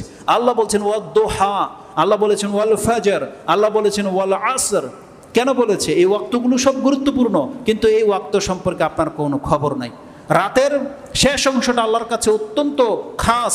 আল্লাহ বলছেন কে কি চাইবে আমি ওই সময় তো দিয়ে থাকি বান্দা, কিন্তু আপনার কাছে রাত মানে রাত, দিন মানে দিন, কোনো পরিবর্তন নেই আমাদের। এমনটা কেন হবে? তো কথা হচ্ছে যে এই রমজানে আমাদেরকে পরিবর্তনশীল হতে হবে, আল্লাহর সুবহানাহু ওয়া তাআলার কাছে একটা সুস্থ মন নিয়ে যেন আমরা যেতে পারি, এই রমজানকে কাজে লাগানোর চেষ্টা করতে হবে। কারণ আগামী রমজান আসবে কি আসবে না এটা আমরা জানি না। তো এই রমজান মাস, শাবান মাসের আরেকটা বৈশিষ্ট্য সম্পর্কে আমি আপনাকে বলি, যেটা হাদিস থেকে জানা যায়। আয়েশা রাদিয়াল্লাহু তাআলা আনহাকে রাসূলুল্লাহ সাল্লাল্লাহু আলাইহি ওয়াসাল্লামের সিয়াম সম্পর্কে জিজ্ঞাসা করা হলে, রাসূলুল্লাহ সাল্লাল্লাহু আলাইহি ওয়াসাল্লামের চরিত্র কেমন ছিল সিয়াম সম্পর্কে, তিনি বলতেন কানা আহাব্বু শুহুরি ইলা রাসূলিল্লাহি সাল্লাল্লাহু আলাইহি ওয়াসাল্লাম আইয়াসুমুহু শাবান সুম্মা ইয়াসিলু বিহি রমাদান ওয়া ফি রিওয়ায়াতিন বাল কানা ইয়াসিলু বিহি রমাদান। রাসূলুল্লাহ সাল্লাল্লাহু আলাইহি ওয়াসাল্লামের আদর্শ এমন ছিল, তিনি রমজান মাস ব্যতি রেখে বাকি যে 11টা মাস আছে সেই মাসগুলোর মধ্যে সব থেকে বেশি নফল সিয়ামের জন্যে রাসূলুল্লাহ সাল্লাল্লাহু আলাইহি সাল্লাম এই শাবান মাসটাকে সব থেকে বেশি পছন্দ করতেন। তার মানে শাবান মাসে যত সিয়াম রাসূল রাখতেন অন্য কোনো মাসে কেউ দেখাতে পারবে না। কেমন তার আদর্শ ছিল? ইয়াসিলু বিহি রমাদান, তিনি শাবান মাসের সিয়াম রাখতে রাখতে রাখতে রাখতে গিয়ে রমজান ধরতেন। তার মানে একেবারে ঠেকিয়ে দিতেন রমজানের সাথে, 1 দিন 2 দিন হয়তো ছেড়ে দিতেন, তারপরে রমজান শুরু হয়ে যেত, সিয়াম রাখতে রাখতে যেতেন। কিন্তু আমরা হয়তো দেখা যাবে 12 দিনে 2টা সিয়াম রাখতে পারিনি। এটা হচ্ছে আমাদের চরিত্র। তা আয়েশা রাদিয়াল্লাহু তাআলা তিনি বলতেছেন কানা আহাব্বাস শুহুরি ইলা রাসূলিল্লাহি সাল্লাল্লাহু আলাইহি ওয়াসাল্লাম, রাসূলুল্লাহ সাল্লাল্লাহু আলাইহি ওয়াসাল্লামের কাছে সবথেকে পছন্দনীয় মাস হচ্ছে শাবান মাস। কিসের ক্ষেত্রে? সিয়াম রাখার ক্ষেত্রে। তিনি সিয়াম রাখতে রাখতে গিয়ে রমজান ধরতেন। এই ভাষাটা হচ্ছে মুসনাদে আহমদের 25,548 নম্বর হাদিস, এবং আবু দাউদে হাদিসটি আপনি 2431 মানে 2431 পেয়ে যাবেন। নাসাইতে হাদিসটি 2350 রয়েছে। মূলত এই হাদিসটা বুখারী মুসলিমও আছে অন্য শব্দে, ওটা আমি আপনাকে দেখাবো। তো রাসূলুল্লাহ সাল্লাল্লাহু আলাইহি ওয়াসাল্লাম তিনি এই হাদিস থেকে যেটা জানা যায়, শাবান মাসে অত্যধিক সিয়াম রাখতেন। মুসনাদে আপনার ইবনু মাজাতে যে হাদিসটা আছে 1649, এটাও আয়েশা রাদিয়াল্লাহু তাআলা আনহার বর্ণনাকৃত হাদিস। তিনি বলছেন কানা ইয়াসুমু শাবানা কুল্লাহু হাত্তা ইয়াসিলা বিহি রমাদান। রাসূলুল্লাহ সাল্লাল্লাহু আলাইহি ওয়াসাল্লাম পুরো শাবান মাসে সিয়াম রাখতেন, এমনকি তিনি সিয়াম রাখতে রাখতে রমজানে গিয়ে পৌঁছে যেতেন। এটা ইবনে মাজাতে আছে। এই ইবনে মাজার এই হাদিসটা আপনাকে এই জন্য কোট করতেছি, হাদিসটা এতটুকুই, কিন্তু এই হাদিসটা একটা লম্বা হাদিসের অংশ বিশেষ, যেই লম্বা হাদিসটা আপনি মুসলিমে পাবেন। আর এই কথাটা যেহেতু ইবনে মাজাতে আছে এককভাবে, এই জন্য এতটুকু আমি তুলে দিলাম যাতে খুঁজে পেতে আপনার সহজ হয়। কিন্তু এই শব্দটা ইমাম মুসলিমের, ইমাম মুসলিম রাহিমাহুল্লাহর একটা লম্বা হাদিস রয়েছে, যে হাদিসটা 2612-তে পাবেন, আয়েশা রাদিয়াল্লাহু তাআলা আনহার বর্ণিত হাদিসই। তাতে এই কথাটা আছে যে সাআলতু আয়েশা রাদিয়াল্লাহু তাআলা আনহা আন সাওমিন নবী সাল্লাল্লাহু আলাইহি ওয়াসাল্লাম। রাবি বলছেন, আমি রাসূলুল্লাহ সাল্লাল্লাহু আলাইহি ওয়াসাল্লামের সিয়ামের আদর্শ সম্পর্কে আয়েশা রাদিয়াল্লাহু তাআলা আনহাকে যখন জিজ্ঞেস করলাম যে কেমন ছিল রাসূল ইসলামের সিয়াম, তখন তিনি আমাকে বলেছেন, ফাকালাত কানা সিয়ামু শাবানা কুল্লাহ কানা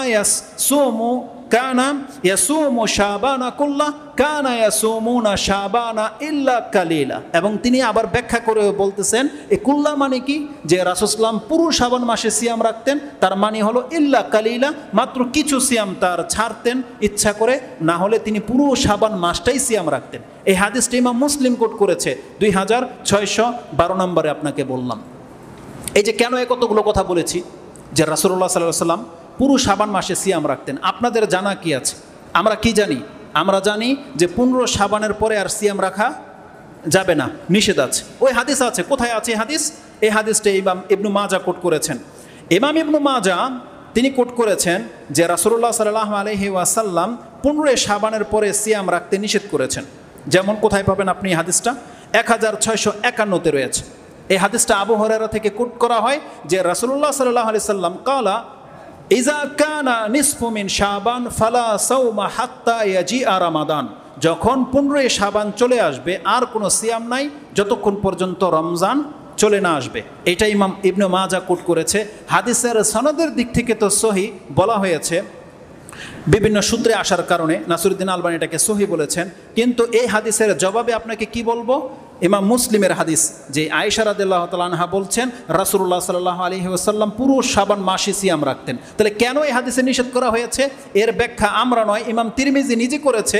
এটা নিষেধের জন্য নয়, মানে হারাম হওয়ার জন্য নয়, বরং ওই সমস্ত ব্যক্তিদেরকে নিষেধ করা হয়েছে যারা হয়তো সারা জীবনই সিয়াম রাখে না, সারা মাস সিয়াম রাখে না, কেবলমাত্র রমজানের আগে 2-1 দিন আগে থেকে সিয়াম রাখা শুরু করে দেয়। তাদেরকে নিষেধ করার জন্য এটা করা হয়েছে যে 15 শাবানের পরে তোমাদের জন্য আর কোনো সিয়াম নাই। সতর্কতামূলক নিষেধ করে দেওয়া হয়েছে যে 15 শাবানের পরে যেন কেউ সিয়াম পালন না করে।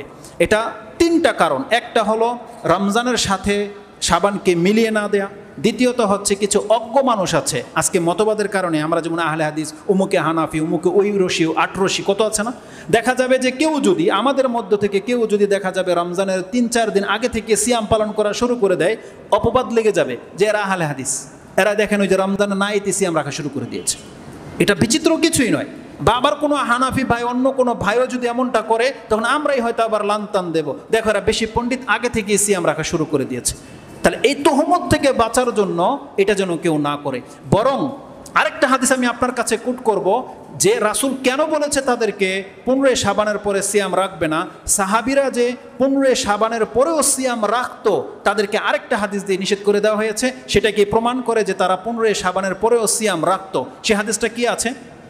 সে হাদিসটা ইমাম তিরমিজি কোট করেছেন, মা রাআইতুন নাবিয়্য সাল্লাল্লাহু আলাইহি ওয়াসাল্লাম ইয়াসুমু শাহরাইনে মুতাতাবিআইনে ইল্লা শাবান ওয়া রমাদান। এই কথাটা বোঝার চেষ্টা করেন। এই হাদিসটা উম্মে সালামা কোট করেছেন। উম্মে সালামা রাসূল সাল্লাল্লাহু আলাইহি ওয়াসাল্লামের আরেক স্ত্রী, তিনি বলছেন যে আমি রাসূলুল্লাহ সাল্লাল্লাহু আলাইহি ওয়াসাল্লামকে দেখিনি যে তিনি কোনো 2 মাস পাশাপাশি এট এ টাইম সিয়াম রেখেছে, দেখিনি। তবে ইল্লা শাবান ও রমাদান, তবে শাবান আর রমজান মাসে তিনি এমনটা করতেন। তার মানে রাসূল সাল্লাল্লাহু আলাইহি ওয়াসাল্লাম রমজান আর শাওয়াল মাস 2 মাস একাধারে সিয়াম রাখতেন না, জিলকাদ জিলহাজ একাধারে সিয়াম রাখতেন না, জিলহাজ আর মুহররম একাধারে সিয়াম রাখতেন না। কোনো 2 মাসে এমনটা ঘটতো না, ইল্লা শাবান ও রমাদান। রাসূলুল্লাহ সাল্লাল্লাহু আলাইহি ওয়াসাল্লাম শাবান এত সিয়াম রাখতেন যে কেউ দেখলে বুঝতে পারবে যে রাসূল সাল্লাল্লাহু আলাইহি ওয়াসাল্লাম পুরো শাবান মাসে সিয়াম রেখেছেন, আর রমজানে 2 মাস তিনি পুরো সিয়াম রেখেছেন। এটা কে বলতেছেন? উম্মে সালামা রাদিয়াল্লাহু তাআলা আনহা। এই হাদিসটা ইমাম তিরমিজি কোট করেছেন 736-এ। তার মানে আপনাদের প্যাচ লেগে যাওয়ার আগে আমি আপনাকে বলি কয়টা কথা বলেছি আজকে। প্রথম পয়েন্ট বলেছি, শাবান মাসের দিনগুলোকে আমাদেরকে গণনা করতে হবে। কেন? তাতে করে আমরা রমজান মাস খুব দ্রুত পেয়ে যাব, সহজে পেয়ে যাব, একটা কারণ। দ্বিতীয়ত হচ্ছে ইয়াউমুশ শাক, সন্দেহের দিনে যেন আমরা কেউ সিয়াম না রাখি, এটা আজকের আলোচনায় এই দুইটা কথা আসছে। 3 নম্বর কথা এখন কি বললাম, যে রাসূলুল্লাহ সাল্লাল্লাহু আলাইহি ওয়াসাল্লামের আদর্শ হচ্ছে তিনি শাবান মাসে অত্যধিক সিয়াম রাখতেন, আর এই মাসে সিয়াম রাখাটাকে তিনি পছন্দ করতেন। এটা 3 নম্বর। 4 নম্বর পয়েন্ট আপনাকে কি দেখালাম, যে যেই হাদিসে বলা হয়েছে যে রাসূলুল্লাহ সাল্লাল্লাহু আলাইহি সাল্লাম 15 শাবানের পরে সিয়াম রাখতে নিষেধ করেছেন, এটা মূলত হারাম জন্য নয়, এটা একটা সতর্কতা, কেউ যেন এমনটা না করে, কিন্তু যেই ব্যক্তি এখন সিয়াম রাখতে চায় সে রমজান মাস আসার 5 দিন আগে অন্তত 25শে শাবান 26শে শাবান পর্যন্ত তার সিয়াম রাখার অপশন চালু আছে, সে চাইলে রাখতে পারে। কেননা রাসূলুল্লাহ সাল্লাল্লাহু আলাইহি সাল্লাম শাবান মাসে এত বেশি সিয়াম রাখতেন, বলা হয়েছে কানা ইয়াসুমু শাবানা কুল্লাহ, যেন তিনি পুরো মাসই সিয়াম রেখেছেন। আয়েশা রাদিয়াল্লাহু বলছে ইল্লা কালিলা, তবে 2-1টা সিয়াম রাসূলুল্লাহ সাল্লাল্লাহু আলাইহি ওয়াসাল্লাম ছেড়েছে। তার মানে কেউ যদি এতদিন বুঝেননি, বাকি দিনগুলো আপনি সিয়াম রাখতে চান, তাহলে আপনি অন্তত আরও 10 থেকে 12 দিন সিয়াম রাখেন, আপনার জন্য অপশন চালু আছে। কেননা রাসূলুল্লাহ সাল্লাল্লাহু আলাইহি ওয়াসাল্লাম বলছেন সাহাবীদেরকে, লা ইয়াতাকাদ্দামান্না আহাদুকুম রামাদানা বিসাওমি ইয়াওমাইন আও ইয়াওমাইন। রাসূলুল্লাহ কি বলেছে সাহাবীদেরকে? দেখেন সাহাবীরা যে সিয়াম রাখতো রাসূলুল্লাহ সাল্লাল্লাহু আলাইহি ওয়াসাল্লাম, এটা আবু হুরায়রা বর্ণিত, এটা ইমাম বুখারী কোট করেছেন, হাদিস 1914 নম্বর হাদিস। এই হাদিসে রাসূলুল্লাহ বলছেন, দেখো তোমাদের কেউ যেন রমজান মাসকে 1 দিন 2 দিন আগে টেনে না নিয়ে আসে। তার মানে শাবান মাসের 27-28 তারিখ সে সিয়াম রাখা শুরু করে দিয়েছে, গিয়ে একবারে রমজান শুরু হয়ে যাবে, যে আমার আর চাঁদও ছুটবে না, কিছুই ছুটবে না, আমার সিয়াম রাখা শুরু হয়ে যাবে। রাসূলুল্লাহ বলছেন না, এমনটা কেউ করবে না। কোনো ব্যক্তি যেন এটা না করে যে রমজানকে 2 দিন আগে টেনে নিয়ে আসবে, শাবানের ভিতরে ঢুকিয়ে দিবে, এমন করবে না। তবে দেখেন আরও অপশন দেখেন, তবে ইল্লা আইয়াকুনা রাজুলুন কানা ইয়াসুমু সাওমাহু, তবে যেই দিন রমজান তার আগের দিনটি সোমবার, তার আগের দিনটি বৃহস্পতিবার, হতে পারে তার মান্যতের দিন, হতে পারে সে একটা মানত করে নিয়েছে যে আমি ওই দিন সিয়াম রাখবো, আর তারপরের দিনটি হচ্ছে রমজান, সে জানে না। হতে পারে মানত করে নিয়েছে যে আগামী শুক্রবার দিন আমি সিয়াম রাখবো, কিন্তু সে জানে না শনিবার দিন রমজান পড়ে যাবে। তাহলে ওই দিনটি যেহেতু নিষেধ আছে হাদিসে, তখন সে কি করবে? ওলামারা বলছে সে তার মান্যত পুরা করবে। কারণ রাসূলুল্লাহ কি বলছে, সেটা যদি তার সিয়াম রাখার দিন হয় তাহলে সেই ব্যক্তি সিয়াম রাখতে পারবে। যেমন যেই ব্যক্তি প্রতিনিয়ত সোমবার বৃহস্পতিবার দিন সিয়াম রাখেন, তাহলে এটা যদি রমজানের আগের দিন হয়, আপনার জন্য জায়েজ আছে যে সোমবার হিসাবে বৃহস্পতিবার হিসাবে আপনি সেই দিন সিয়াম ছাড়বেন না, বরং সেই দিন আপনি সিয়াম রাখবেন। কারণ আপনি বলতে পারবেন ভাই কেন সিয়াম রেখেছো, আজকে বৃহস্পতিবার তাই, আর রমজান কালকা থেকে শুরু হবে হোক। এই হাদিসটা কোথায় আছে? বুখারীতে আছে, 1914 নম্বর হাদিস। তো এই দিকগুলো আমার স্পষ্ট করার ব্যাপার ছিল যে শাবান মাস পুরোটাই হচ্ছে সিয়াম রাখার মাস, অতএব আমরা যেন শুধু 15 শাবানের পরে সিয়াম রাখা যাবে না এই ধ্যান ধারণায় যেন না থাকি। এটা বুখারী এবং মুসলিমের হাদিস দ্বারা স্পষ্ট বর্ণিত হয়েছে। তো আমাদের শাবান মাস সম্পর্কে আমরা যেটা জানতে পারলাম, অধিক মাত্রায় সিয়াম রাখার দিন। কেন রাসূলুল্লাহ এতটা সিয়াম রাখতেন? এইবার যে হাদিসটা উল্লেখ করব, এই হাদিস নিয়ে একটু দ্বন্দ্ব আছে, তবে সহির পর্যায়ে বেশি মানুষ বলেছে সহি, গ্রহণযোগ্য, আপনি চাইলে সেটা গ্রহণ করতে পারেন, আর করাটাই উচিত। উসামা বিন যায়েদ হাদিসের বর্ণনাকারী, কেন রাসূলুল্লাহ এত বেশি সিয়াম রাখতো জিজ্ঞাসা করা হয়েছে। জি ইয়া রাসূলুল্লাহ, সাআলতু রাসূল সাল্লাল্লাহু আলাইহি ওয়াসাল্লাম, রাসূলুল্লাহকে বলছেন লাম আরাকা তাসুমু শাহরাম মিনাশ শুহুর লাম মা তাসুমু মিন শাবান। ইয়া রাসূলুল্লাহ, আপনি শাবান মাসে যত সিয়াম রাখেন, অন্য কোনো মাসে আপনাকে এত সিয়াম রাখতে কেন দেখি না? তখন রাসূলুল্লাহ বলছেন যালিকা শাহরু ইউগফালু আনহুন নাস। উসামা, তুমি জেনে রাখো এটা এমন একটা মাস, বাইনা রজব ও রমাদান, যেটা রজব এবং রমজানের মাঝে আছে, তার মানে শাবান মাস। অধিকাংশ মানুষ এই মাস সম্পর্কে গাফেল, খবরই রাখে না যে শাবান মাসটা কত গুরুত্বপূর্ণ মাস, ও খবরই রাখে না। ইউগফালু আনহুন নাস, মানুষের কাছ থেকে এটাকে গাফেল করে দেওয়া হয়েছে এই মাসটাকে। কি মাস? যালিকা শাহর ওয়া হুয়া শাহরু ইউরফাউ ফীহিল আমালু ইলা রাব্বিল আলামিন। এই শাবান মাসে পৃথিবীবাসীর আমলগুলোকে তার রবের কাছে উঠানো হয়। এই শাবান মাসের এমন একটা দিন আছে, বা পুরো শাবান মাসে এই পৃথিবীবাসী যা কিছু করে এটা আল্লাহর কাছে পেশ করা হয়। ফাউহিব্বু আইয়ুরফা আমালি ওয়া আনা সাইম, আর আমি মুহাম্মদ পছন্দ করি যে যখন আল্লাহর কাছে আমার এই আমলনামা নিয়ে পেশ করা হবে, আল্লাহ দেখতে পাবে যে মুহাম্মদ সাল্লাল্লাহু আলাইহি ওয়াসাল্লাম আজকে সিয়াম অবস্থায় আছে। বোঝেন কথা? তার মানে রাসূল সাল্লাল্লাহু আলাইহি ওয়াসাল্লাম জানেন না যে শাবান মাসের কোন দিন, সেটা জানেন না, তাই তিনি অধিকাংশ দিনগুলোই সিয়াম রেখে কাটিয়েছেন। কেন? শুধু এই আশায় যে আমি পছন্দ করি আল্লাহর কাছে আমার আমলনামা এমন অবস্থায় উঠবে যখন আল্লাহ দেখবে আর মুহাম্মদ আজকে সিয়াম অবস্থায় আছে। তার মানে পুরো পৃথিবীবাসী গাফেল, একমাত্র মুহাম্মদ সাল্লাল্লাহু আলাইহি ওয়াসাল্লাম সজাগ। বুঝেন কথা? এটা ইমাম নাসাই কোট করেছেন, তিনি তার কিতাবুস সিয়াম 20 নম্বর অধ্যায়ে এনেছে। হাদিস হচ্ছে 2357 2317 নম্বরে রয়েছে। তাই এই শাবান মাসের একটা বড় মর্যাদাকর ব্যাপার হচ্ছে, হাদিসে বলা হয়েছে যে এই মাসে আমলনামাগুলো আল্লাহর কাছে উঠানো হয়, কিন্তু সেটা কোন দিন এটা বলা হয়নি। এখন কি আপনি বাংলাদেশের হুজুরদের মতো করবেন? তাহলে হতে পারে সেটা শবে বরাতের দিন, এটা হবে আপনার বানানো, এটা আপনার চিন্তা। হাদিসে কিন্তু কিছুই বলা হয়নি, বলছে শাবান মাসের কোনো একদিনে। আরে রাসূল যদি জানা থাকতো সেটা 15 শাবানের রাতে বা 10 শাবানের রাতে, তাহলে পুরো মাস ভরে সিয়াম রাখার কোনো মানে আছে? রাসূল যদি জানতো কদরের রাত কবে হবে, তাহলে তিনি কি 10 রাত্রে জেগে থাকেন, তো নাকি ওই যে আমাদের মতো এক রাত শুধু 27 রাতেই জাগতেন? কি করতেন? রাসূল যার কাছে ওহী আসে তিনি জানে না কদর কবে হবে, তিনি 10 রাত জাগতেন। আর আপনি তার চেয়ে এমন বেশি এত চোর হয়ে গেছেন, আপনি আপনার কাছে মাস্টার কি আছে? মাস্টার কি তো বোঝেন, যা খুশি তা খুলে ফেলতে পারেন। রাসূল জানে না সেই মাস্টার কি আপনার হাতে আছে, আর আপনি খুলে জেনে নিলেন সেটা 2-1টা বর্ণনার কারণে যে সেটা 27 রাত্রেই হয়। অথচ রাসূল এই সাহস পায়নি যে আল্লাহর কাছে এত ফজিলতপূর্ণ রাত আমি এক রাত্রের মধ্যে পেয়ে যাবো, আর এটা হারিয়ে যদি যায়। রাসূল ভয় করতেন, তাই তিনি 10 রাত্র জেগে থাকতেন, কিন্তু আমরা মাত্র 1 রাত্রে জেগে থাকি। এটা উচিত নয়, আগে থেকে অ্যালার্ট হন। ঠিক তেমনি রাসূল সাল্লাল্লাহু আলাইহি ওয়াসাল্লাম বলেছেন যে শাবান মাসে আল্লাহর কাছে ইবাদত উঠানো হয়। কবে উঠানো হয় রাসূল জানে না, আমাদেরকে বলেনি, অতএব এটা আমরা জানি না যে কবে উঠানো হয়। তবে একটা কথা আপনাকে বলে দিই, এই হাদিস তো সহিহ, কিন্তু এই হাদিসের খেলাফ কিছু হাদিস আছে। এক, এই শাবান মাসের সম্পর্কে এই পুরো আলোচনার একটা সার্কেল, এগুলো হচ্ছে শাবান মাসের বরকত, শাবান মাসের মর্যাদা। কিন্তু জেনে নেন, বৈশিষ্ট্য বলা হয় যেটা শুধু আপনার মাঝে আছে, এটা আর কারো মাঝে নাই, এটাই হলো বৈশিষ্ট্য।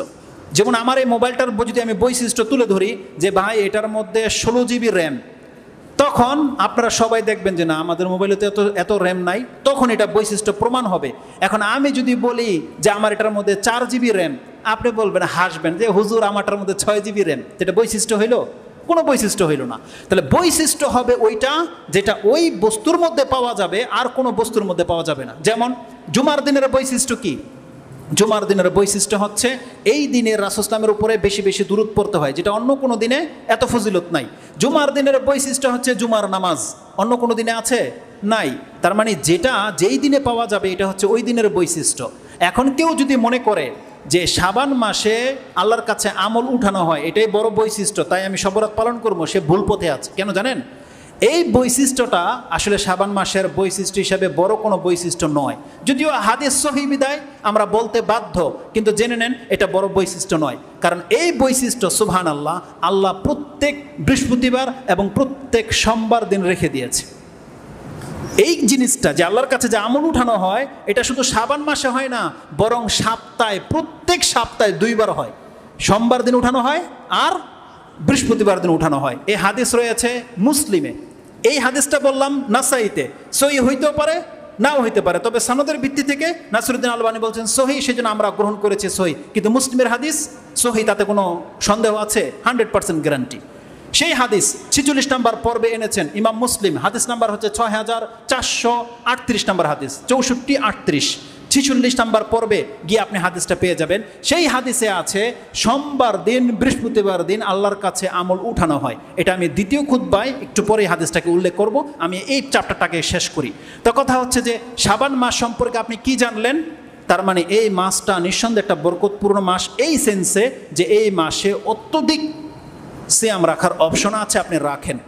এই সিয়ামগুলোর মধ্যে আমি ভাইদেরকে বলবো এবং আপনারা আপনাদের মা বোনদেরকে গিয়ে বলবেন, এবং উপরে যে মা বোনরা আছে তাদেরকে আমি বলতে চাই, বিগত রমজানে যারা কিছু সিয়াম বাকি থেকে গেছে, যাদের সিয়াম পুরা মাসে কমপ্লিট করেন নাই, কাদা বাকি হয়ে আছে, আপনার জন্য ফরজ দায়িত্ব এই রমজানের মাত্র আর 18 দিন বাকি আছে, 17 দিন। আপনার ছুটে যাওয়া সিয়ামগুলো এখন আপনাকে কাজা করতে হবে। এই রমজানের চাঁদ ওঠার আগেই এই সময়গুলোই হচ্ছে উত্তম সময়। আপনার হাতে কিন্তু আর সময় নাই। আপনি যদি কাজা অবস্থায় সিয়ামটাকে পুরা না করেন তাহলে কিন্তু রমজান চলে আসলে আপনি আল্লাহর কাছে শাস্তির যোগ্য হয়ে যাবেন। কিন্তু আল্লাহ কতটা দয়া করেছে যে বিগত 1 বছরের রমজান আল্লাহ অপেক্ষা করেছে। আল্লাহ শুধু এতটা চায়, বান্দা এই রমজান আসার আগেই তুমি তোমার ফরজ দায়িত্বটাকে পুরা করে দাও। আর যারা একেবারে ক্ষীণ বয়সে, যারা সিয়াম রাখতে পারবেন না, বেঁচে আছেন, তাদের পক্ষ থেকে ফিদিয়া দিয়ে দেন যতগুলো রমজান সিয়াম ছুটেছে এই রমজান আসার আগেই। আর মা বোনদের যাদের মিন্সের কারণে যেই 7 মাসের যেই সিয়ামগুলো ছুটে থাকে, আপনাদের জন্য উত্তম সময় হচ্ছে, এতদিন রাখেননি, এই রমজান এই শাবান মাসের এই কয়েকটা দিন বাকি থাকতে আপনারা সেই সিয়ামগুলো রেখে নেন এবং এটা আপনার জন্য কবুল হয়ে যাবে। কেননা এই মর্মে ইমাম বুখারী রাহিমাহুল্লাহ হাদিস কোট করেছেন যে আয়েশা রাদিয়াল্লাহু তাআলা আনহা তিনি বলতেন যে আমি আমার কাজা সিয়ামগুলোকে আদায় করার সুযোগ পেতাম না কেবলমাত্র শাবান মাস ছাড়া। যেহেতু শাবান মাসের রাসূল সাল্লাল্লাহু আলাইহি ওয়াসাল্লাম অধিক মাত্রায় সিয়াম রাখতো, তো সেই সুযোগে আমি আমার কাজাগুলোকে আদায় করে নিতে পারতাম। তাহলে এটা হচ্ছে আমাদের দলিল যে কোনো ব্যক্তি যদি রমজানের কাজা হয়ে যায়, সে 1 বছর পর্যন্ত সে সময় পাবে তার কাজা আদায় করে নেওয়ার মতো। এই হাদিসটাকে ইমাম বুখারী রাহিমাহুল্লাহ তার 1950 উল্লেখ করেছেন। আয়েশা রাদিয়াল্লাহু তাআলা তিনি বলছেন কালাত কানা ইয়াকুনু আলাইয়া সাওম মিন রমাদান ফামা আস্তাতিউ আই আন আকদিয়া ইল্লা ফি শাবান হাত্তা তুওয়াফিয়া রাসূলুল্লাহ সাল্লাল্লাহু আলাইহি ওয়াসাল্লাম। রাসূলুল্লাহ সাল্লাল্লাহু আলাইহি সাল্লাম বেঁচে থাকা সত্ত্বে আমি এই 10 বছরের মধ্যে সিয়াম আমার যেগুলো কাজা হয়ে যেত সেটা আমি পুরা করার চান্স পেতাম না। কেবলমাত্র শাবান মাস আসলে সেটা আমি করতে পারতাম, তখন আমি করে নিতাম। এটা রাসূল সাল্লাল্লাহু আলাইহি ওয়াসাল্লামের মৃত্যু পর্যন্ত আমার আমল এমনটাই ছিল। তাহলে এটা হচ্ছে আম কথা। অতএব কেউ যদি এই অপশন গ্রহণ করতে চায় সে পারবে। এখন যাদের সিয়াম বাকি আছে তারা যেন লাজিম এই সিয়ামগুলো এই রমজান আসার আগেই যেন পুরো করে নেয়। তাহলে আমরা আজকে 5টা জিনিস জানলাম। এক হলো এই দিনগুলো আমাদেরকে গণনা করে রাখতে হবে এবং বাকি দিনগুলো আমাদেরকে সিয়াম রাখতে হবে এবং শাবান মাসের কোনো এক দিনকে আপনি প্রাধান্য দেবেন না, বরং শাবান মাসের প্রত্যেকটা দিনই একই রকমের মান রাখে। আর পঞ্চম বলেছি, একটু পরেই সেই হাদিসটা আমি আপনাকে কোট করব, যে শাবান মাসের যে বৈশিষ্ট্যগুলো নিয়ে আমাদের সমাজে বাড়াবাড়ি করা হয়, এই বৈশিষ্ট্যগুলো শুধু শাবান মাসের জন্য খাস নয়। আমি আপনাকে হাদিস দেখাবো ওই বৈশিষ্ট্যগুলো প্রত্যেক সোমবার এবং বৃহস্পতিবার দিন আল্লাহ করে থাকে। আমার মূল বক্তব্য খুতবা শেষ হয়ে গেছে। এই যে এক্সট্রা কথাগুলো যে এখন বলবো এটা আমাদের বাড়াবাড়ির কারণে এই সময়টা এখন আমার লাগবে। সেটা হচ্ছে এই, আর 2 দিন পরে আমাদের সমাজে কি পালন করা হবে, চারোপাশে দেখবেন একটা হাঙ্গামা শুরু হয়ে যাবে। সেটা কি? শবে বরাত। এই শবে বরাত জুমলাটা আসলে আমাদের ব্যবহার করাটা উচিত নয়, কারণ শবে বরাত এটা যেহেতু ফার্সি শব্দ, এটার আরবি যদি করেন তাহলে কি হবে? লাইলাতুন নাজাত বা লাইলাতুল বারাত। আর এই শব্দটা অনেকে দেখেন, মানুষ আপনাদের হিতাহিত জ্ঞানেরকে আমি প্রশ্ন করতে চাই, যখন টিভিতে বসে এই ধরনের কথা বলে, আমাদের আলেমরা যখন বলে যে শবে বরাত বলতে কোনো শব্দ কোরআন হাদিসে নাই, তখন পাল্টা তারা জবাব দিয়ে কি বলে, আরে বেটা এটা তো ফার্সি শব্দ, এটার আরবিটা আছে। কি আছে? লাইলাতুন নিসফু মিন শাবান, আরবিটা আছে, নাই কেন? আমি আপনাকে বলতে চাই, তাহলে যদি আপনি আরবিটা ব্যবহার করেন তাহলে আমি আপনার কথার সাথে একমত। তাহলে শবে বরাত নয়, বরং আপনি আরবিতেই বলবেন লাইলাতুন নিসফি শাবান। এইভাবে বলেন যে এটা হলো শাবান মাসের অর্ধেক রাত বা 15 শাবানের রাত। এটা বলেন, বাংলায় বলেন যে 15 শাবানের রাত। এটার আরবি আছে লাইলাতুন নিসফি মিন শাবান, এটার বাংলাটা হচ্ছে 15 শাবানের রাত। তাহলে আমি যখন আপনাকে বলবো 15 শাবানের রাত, আপনার তেমন কোনো কিছু হবে না। এটা ঠিক আছে, 15 শাবানের রাত, আজকে 12 শাবানের রাত, কালকে 13 শাবানের রাত, এখানে কোনো ব্যাপার আছে? কিছুই নেই। কিন্তু যখনই আপনি বলবেন শবে বরাত, সব হচ্ছে রাত, রজনী, আর বারাত মানে হচ্ছে ভাগ্য। তারা শবে বরাত শব্দটা ব্যবহার করে বলতে চায় এটা হচ্ছে ভাগ্য রজনীর রাত।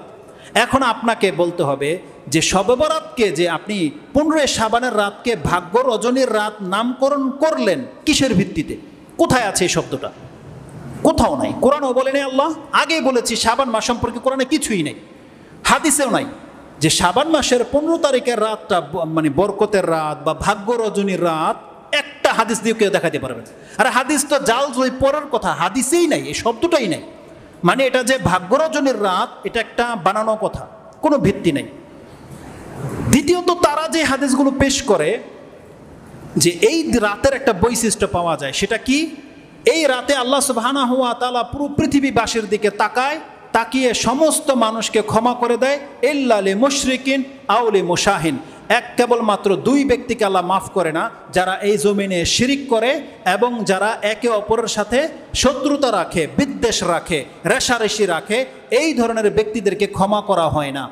এই হাদিসটাও ওলামাদের নিকট জয়ীফ, কিন্তু নাসিরুদ্দিন আলবানী এমন একজন মুহাক্কিক, তিনি যেহেতু হাদিসটা বিভিন্ন সনদে এসেছে, বিভিন্ন সূত্র ধরে এসেছে, আর তার স্বভাব হচ্ছে তিনি তাহাকিক করে যখন দেখতে পায় একটাই হাদিস যদিও দুর্বল কিন্তু বিভিন্ন রাস্তা থেকে এসেছে, তখন তিনি সতর্কতামূলক এটাকে গ্রহণ করে নেয় যে এটা গ্রহণ করা যেতে পারে। আমলিয়ান ব্যাপার, আমল করলে কোনো ক্ষতি নেই, সেটাকে তিনি হাসান হুকুম লাগিয়ে দিয়ে সেটাকে কি করা হয়েছে, গ্রহণযোগ্যতায় নিয়ে এসেছে। এই হাদিস যদি আপনিও গ্রহণ করেন উত্তম হবে, ভুল হবে না। মেনেই নিলাম যে আল্লাহ সুবহানাহু ওয়া তাআলা শাবান মাসের 15 তারিখের রাতে পুরো পৃথিবীবাসীর দিকে তাকিয়ে আপনাদের সবাইকে ক্ষমা করে দেবে, শুধুমাত্র কবর পূজারে মুশরিকরা বাদে, আর যারা বিদ্বেষ রাখে তারা বাদে। আমি যদি শুধু মুশরিক বলি তখন আপনি চিনবেন না কারা, যখন কবর পূজারি বলি তখন একটু হিলবেন যে হ্যাঁ কারা, আপনি বুঝতে পারেন, কারণ কবর পূজারি বললে তখন গায়ে লাগে। আর যদি মুশরিক বলি তখন আপনার মাইন্ড চলে যাবে হিন্দুদের দিকে, যে হিন্দুরাই মনে হয় মুশরিক, আমাদের মধ্যে কোনো মুশরিক টুশরিক নাই। জেনে নেন, যারা আল্লাহর সাথে শিরিক করে এমন কোনো ব্যক্তিকে মাফ করা হয় না, আর যারা একে অপরের সাথে শত্রুতা বিদ্বেষ রাখে তারা মাফ করা হয় না। এই হাদিসটাকে ইবনে মাজাহ কোট করেছেন 1390-তে হাদিসটাকে কোট করেছেন। আপনি এই হাদিসটাকে গ্রহণযোগ্য হিসেবে গ্রহণ করতে চান এবং এটাকে শবরাতের দলিল হিসেবে পেশ করতে চাচ্ছেন, এটা আমি আপনাকে জবাব দেব কি দিয়ে? একটু আগেই বলেছি যে 1390 নম্বরে এই হাদিসটা আছে।